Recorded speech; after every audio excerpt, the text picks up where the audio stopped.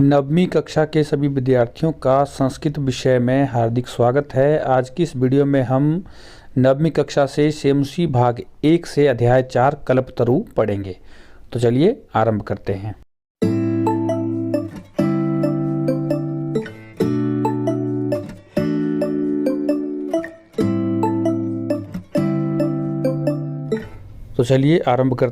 आज हम नवमीं कक्षा से चतुर्थः पाठः कल्पतरुः इसे पढ़ेंगे। इस पाठ का सरलार्थ करेंगे तथा साथ ही साथ इस पाठ में आने वाले अभ्यास कार्य को भी आपके लिए यहाँ हल करके देंगे। तो बने रहिए हमारे चैनल के साथ और देखते रहिए इजी ज्ञान। और इससे पहले मैं वीडियो को आरंभ करूं, जो दर्शक पहली बार हमारे चैनल पर आए हैं वे हमारे चैनल को लाइक शेयर सब्सक्राइब जरूर करें, ताकि भविष्य में जैसे ही मैं नई वीडियो को अपलोड करता हूं आप तक हमारी वीडियो की नोटिफिकेशन सबसे पहले पहुंच सके। तो चलिए आरंभ करते हैं। अस्ति हिम्बान नाम सर्वरत्न भूमि ही नगेंद्रः। सब रत्नों की भूमि पर्वतों में श्रेष्ठ हिमालय नामक पर्वत है। तस्य सानोः ऊपरी विभाति कंचनपुरम नाम नगरम। उसके शिखर या चोटी पर कंचनपुर नामक नगर सुशोभित है। तत्र जीमुत केतुः इति श्रीमान विद्याधरपति ही वसति स्म। वहाँ विद्याधरों के राजा श्रीमान जीमुत केतु रहते थे। तस्य गृहोद्याने कुलक्रमागतः कल्पतरुः स्थितः। उसके घर के बगीचे में वंश परंपरा से उसको प्राप्त कल्प वृक्ष था। स राजा जीमुत केतुः तम कल्पतरुम आराध्य तत्प्रसादात् च बोधिसत्वांश संभवम जीमुत वाहनम नाम पुत्रम प्राप्नोत। उस राजा ने उस कल्प वृक्ष की आराधना करके और उसकी कृपा से बोधिसत्व के अंश से उत्पन्न जीमुत वाहन नामक पुत्र को प्राप्त किया। सह जीमुत वाहनः महान दानवीरः सर्वभूतानुकंपी च अभवत। वह महान दानवीर और सभी प्राणियों पर कृपा करने वाला हुआ। तस्य गुणै प्रसन्नः स्वसचिवैश्च प्रेरितः राजा कालेन संप्राप्य यौवनम तम यौवराज्ये अभिषिक्तवान। उसके गुणों से प्रसन्न और अपने मंत्रियों से प्रेरित राजा ने समय पर जवानी को प्राप्त उसे अर्थात राजकुमार को युवराज के पद पर अभिषिक्त किया। कदाचित हितैषिणः पितृमंत्रिणः यौवराज्ये स्थितं तम जीमुत वाहनम उक्तवन्तः। युवराज पद पर बैठे हुए उस जीमुत वाहन को एक बार किसी समय हितकारी पिता के मंत्रियों ने कहा, युवराज यो अयम सर्वकामदः कल्पतरुः तपोद्याने तिष्ठति स तव सदा पूज्यः। जो यह सब कामनाओं को पूरा करने वाला कल्प वृक्ष आपके बगीचे में खड़ा है वह सदैव आपके लिए पूज्य है। अस्मिन् अनुकूले स्थिते सति शक्रो अपि अस्मान् बाधितुं न शक्नुयात् इति। इसके अनुकूल होने पर इंद्र भी हमें दुखी नहीं कर सकता है। एतत् आकर्ण्य जीमुत वाहन अचिंत्यत। यह सुनकर जीमुत वाहन ने मन में सोचा, अहो ईदृशम अमरपादपम प्राप्यापि अस्माकं पूर्वै पुरुषै किमपि तादृशम फलम न प्राप्तम। अरे ऐसे अमर पौधे को प्राप्त करके भी हमारे पूर्वजों के द्वारा वैसा कोई भी फल नहीं प्राप्त किया गया। किंतु केवलम कैश्चिदेव कृपणै कैश्चिदेव अर्थः अर्थितः। किंतु केवल कुछ ही कंजूसों ने ही कुछ धन प्राप्त किया। तद अहम अस्मात् कल्पतरोः अभीष्टम साधयामि इति। इस कल्प वृक्ष से तो मैं अपनी प्रिय इच्छा को पूरी करूंगा। एवं आलोच्य सह पितुः अंतिकम आगच्छत। ऐसा सोचकर वह पिता के पास आया। आगत्य च सुखमासीनम पितरम एकांते न्यवेद्यत।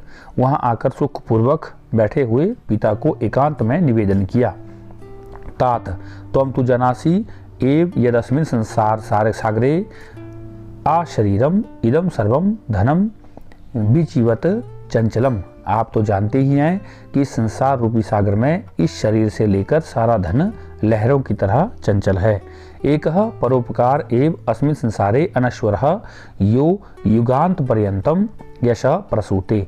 एक परोपकार ही इस संसार में अनश्वर है, अर्थात नष्ट नहीं होने वाला है, जो युगों तक यश पैदा करता है या देता रहता है। तद अस्माभि ईदृशः कल्पतरुः किमर्थम रक्ष्यते। तो हम ऐसे कल्प वृक्ष की किस लिए रक्षा करते हैं। यश्च पूर्वीर अयम मम मम इति आग्रहेण रक्षितः ते इदानीम कुत्र गतः। पूर्वजों के द्वारा यह मेरा है इस आशा से रक्षा किया गया, वे पूर्वज इस समय कहाँ गए।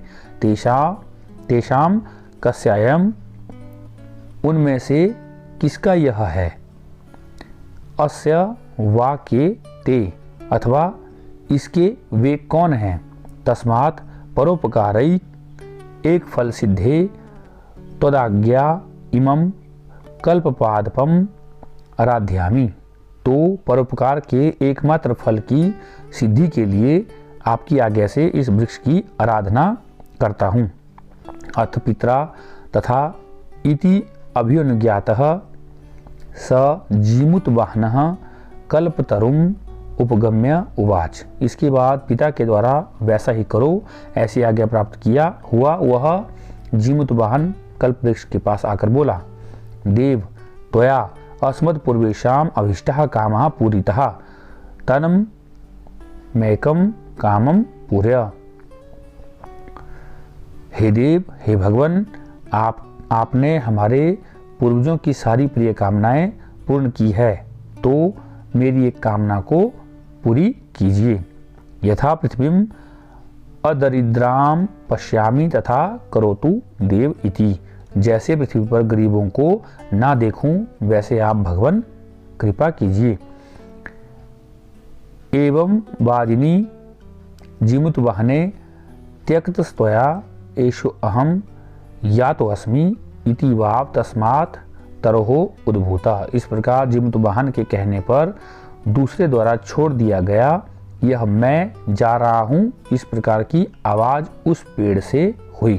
क्षणेन च स कल्पतरुः दिवम समुत्पत्य भुवि तथा वसुनी अवर्षत यथा न कोऽपि दुर्गत आसीत। और क्षण भर में वह कल्प वृक्ष आकाश में उठकर भूमि पर वैसे रत्नों को बरसाने लगा जिससे कोई भी दुर्गत अर्थात गरीब नहीं रह गया।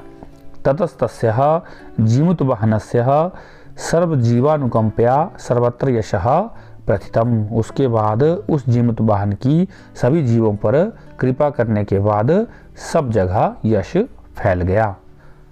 तो चलिए अब इसके प्रश्न कर लेते हैं। पहला है एक पदेन उत्तरम लिखत। क है जीमुत वाहना कस्य पुत्रः अस्ति। तो इसका उत्तर होगा जीमुत केतु। यहाँ मिस प्रिंट से जीमुत वाहन लिखा गया है, आप इसका उत्तर लिखेंगे जीमुत केतु।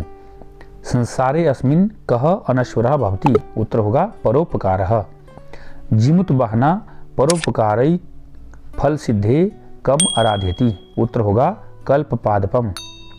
ग है जीमुत वाहनस्य सर्वभूतानुकंपया सर्वत्र किम प्रथितम। उत्तर होगा यशः। अंग है कल्पतरुः भुवि कानि अवर्षत। उत्तर होगा वसुनी। दूसरा प्रश्न है अधोलिखिता नाम प्रश्ना नाम उत्तराणी संस्कृत भाषया लिखत।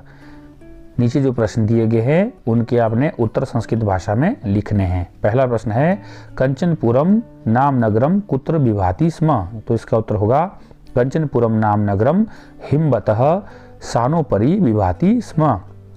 ख है जीमुत वाहना कीदृशः आसीत्। उत्तर होगा जीमुत वाहना महान दानवीरः सर्वभूतानुकंपी च आसीत्। तीसरा है कल्पतरोः वैशिष्ट्यम आकर्ण्य जीमुत वाहनः किम अचिन्त्यत। तो इसका उत्तर होगा कल्पतरोः वैशिष्ट्यम आकर्ण्य जीमुत वाहनः अचिन्त्यत यत् अहो ईदृशम अमरपादपम प्राप्यापि पूर्वै पुरुषै अस्माकं तादृशं फलं किमपि न प्राप्तं किन्तु केवलं कश्चिदेव कृपणै कश्चिदपि अर्थितः तद अहम अस्मात् कल्पतरोः अभीष्टं साधयामि इति। अगला प्रश्न है हितैषिणः मंत्रिणः जीमूतवाहनं किम उक्तवन्तः। उत्तर होगा हितैषिणः मंत्रिणः जीमूतवाहनम् उक्तवन्तः युवराज यो अयं सर्वकामदः कल्पतरुः तवो ध्याने तिष्ठति स तव सदा पूज्यः अस्मिन् अनुकूले स्थिते सती शक्रोऽपि अस्मान् पाजितुं न शक्नुयात्। तो अगला प्रश्न है जीमूतवाहनः कल्पतरुम् उपगम्य किम उवाच। उत्तर होगा जीमूतवाहनः कल्पतरुम् उपगम्य उवाच देव त्वया अस्मत्पूर्वे अभीष्टः कातः कामः पूरितः। यहाँ कातः है मिसप्रिंट होकर के आपने करना है कामः पूरितः तन्म मम एकम कामम पूर्य यथा पृथ्वीम अदरिद्राम पश्यामि तथा करोतु देव इति। इस प्रकार से आप इन प्रश्नों के उत्तर लिख लेंगे। अगला प्रश्न है अधोलिखित वाक्येषु स्थूल पदानि कस्मै प्रयुक्तानि। ये जो नीचे वाक्य दिए गए हैं इसमें जो स्थूल पद है मोटे पद हैं किसके लिए कहे गए हैं। जैसे तस्य सानोरूपरी विभाति कंचनपुरम नाम नगरम किसके लिए कहा गया है हिमवते अर्थात हिमालय के लिए। राजा संप्राप्त यौवनम तम युवराजे अभिषिक्तवान यहाँ तम किसके लिए कहा गया है तो राजपुत्राय अर्थात जीमूतवाहनाय। आगे है अयम तब सदा पूज्य अयम किसके लिए कहा गया है कल्पतरवे कल्पतरु के लिए कहा गया है। तात त्वम तु जानासि यत धनम बिचिवत चंचलम तो यहाँ त्वम किसके लिए कहा गया है पित्रे अर्थात जीमूतवाहनाय जीमूतवाहन के लिए कहा गया है। प्रश्न नंबर 4 है अधोलिखिता नाम पदा नाम पर्याय पदम पाठा चित्वा लिखित। पर्यायवाची शब्द आपने पाठ से चुन करके लिखने इनके। तो क है पर्वतः इसका हो जाएगा नगेंद्र। ख है भूपति ही राजा इंद्र शक्र धनम अर्थ गच्छितम अभीष्टम या अर्थितः समीपम अंतिकम धरित्रीम पृथ्वीम कल्याणम स्वस्ति या सुखम वाणी बाक वृक्ष तरु। अगला प्रश्न है हमारे पास क स्तंभे विशेषणानि ख स्तंभे च विशेष्यानि दत्तानि तानि समुचित योज्यत अर्थात एक स्तंभ में आपको विशेषण दिए हैं एक में विशेष्य है इनको आपने ठीक से जोड़ना है। तो आपको इस प्रकार से दिखाई देगा इन्हें आपने ठीक ठीक से जोड़ना है। तो पहला होगा हमारे पास कुल क्रमागतः तो इसका जिसको जोड़ेंगे हम कल्पतरुः के साथ। दानवीरः इसको जोड़ेंगे जीमूतवाहनः के साथ। हितैषी भी मंत्री भी। इसके बाद बीचीवत चंचलम धनम अनश्वरः परोपकारः। इस प्रकार से हम इन्हें जोड़ लेंगे। अगला प्रश्न है स्थूल पदानि अधिकृत्य प्रश्न निर्माणम कुरुतो जो स्थूल पद है उनको आधार बना करके प्रश्न निर्माण करिए। क है तरोः कृपया सह पुत्रम प्राप्नोत तो इसका उत्तर हो जाएगा तरोः की जगह पर आ जाएगा कस्य। सह कल्पतरुम निवेद्यत तो कल्पतरुम की जगह पर आ जाएगा कस्मै। ग है धनवृष्ट्या कोऽपि दरिद्रः न तिष्ठत तो धनवृष्ट्या की जगह पर आ जाएगा कया। अगला है कल्पतरुः पृथिव्याम धनानि अवर्षत तो यहाँ पर पृथिव्याम की जगह पर आ जाएगा कस्याम। जीवानुकंप्यः जीमूतवाहनस्य यशः प्रासरत जीवानुकंप्यः की जगह पर आएगा कया। यहाँ पे मिसप्रिंट है क पूरा होगा और फिर या होगा। तो इस प्रकार से इन प्रश्नों के उत्तर हो जाएंगे। अगला प्रश्न है स्वस्ति तुभ्यम स्वस्ति शब्दस्य योगे चतुर्थी विभक्ति भवति इत्यनेन नियमेन अत्र चतुर्थी विभक्ति ही प्रयुक्तः एवमेव कोष्टकगतेषु पदेषु चतुर्थी विभक्तिं प्रयुज्य रिक्त स्थानानि पूरयेत्। कोष्टक में जो शब्द आपको दिए गए हैं उसको आपने चतुर्थी विभक्ति लगा करके खाली स्थान में लिख लेना है। जैसे स्वस्ति आगे है राजा चतुर्थी विभक्ति में क्या बनेगा राजा का राज्ञे स्वस्ति राज्ञे। स्वस्ति प्रजा का क्या बनेगा प्रजाभ्य या प्रजायै। स्वस्ति छात्र का क्या बनेगा छात्राय या छात्रेभ्य। स्वस्ति सर्वजन का बन जाएगा सर्वजनेभ्य।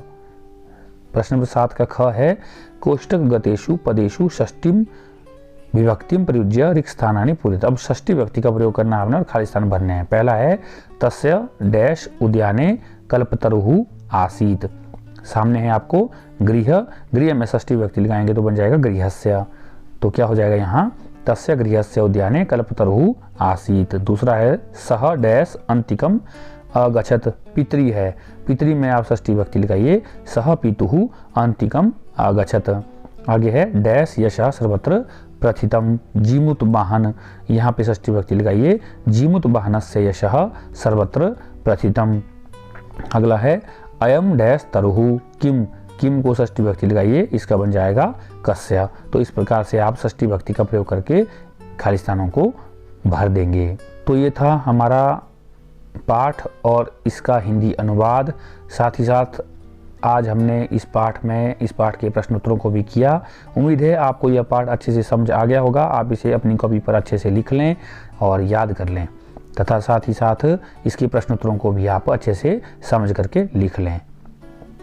इसी प्रकार की वीडियो को प्राप्त करने के लिए आप हमारे चैनल के साथ बने रहिए, देखते रहिए इजी ज्ञान।